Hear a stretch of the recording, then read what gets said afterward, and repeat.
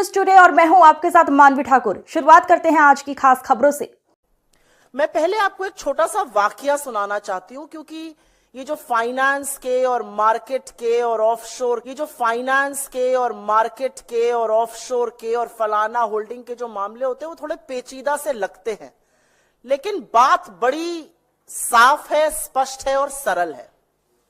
एक गांव में डाका पड़ा। डाकुओं ने अंधाधुंध लूट मचाई, खूब लूटा खसोटा, माल इधर से उधर किया। शक था कि लुटेरों के साथ गांव का मुखिया मिला हुआ है, उसकी मिली भगत है। तो लोगों को समझ में नहीं आया वो क्या करें। वो कोतवाल के पास गए। उन्होंने कोतवाल से कहा कि आप जांच कीजिए। तो कोतवाल आनाकानी करने लगा। कोतवाल कभी इधर की बात करे, कभी उधर की बात करे, कहे कुछ सबूत नहीं मिल रहा है। कोतवाल बगले झांकता था। लोग परेशान हो गए।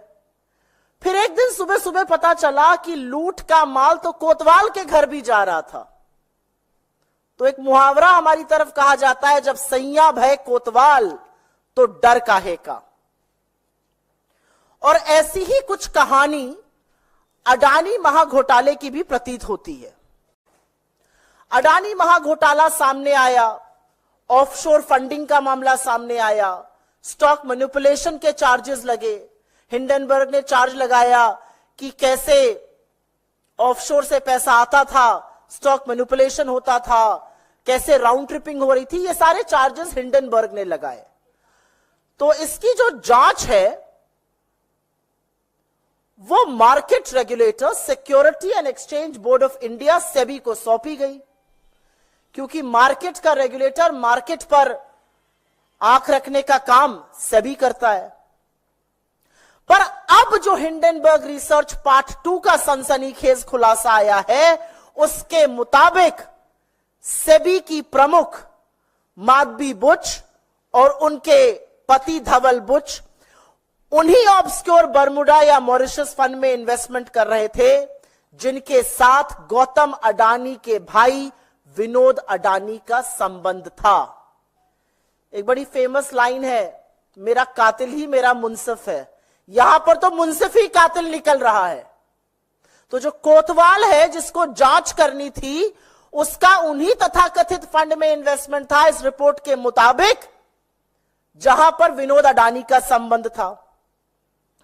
इस रिपोर्ट में साफ अंकित है कि माधवी बुच का अडानी समूह से संबंधित ऑफशोर फंड में इन्वेस्टमेंट था और सेमी प्रमुख बनने पर उन्होंने अपनी शेयर होल्डिंग अपने पति को ट्रांसफर कर दी।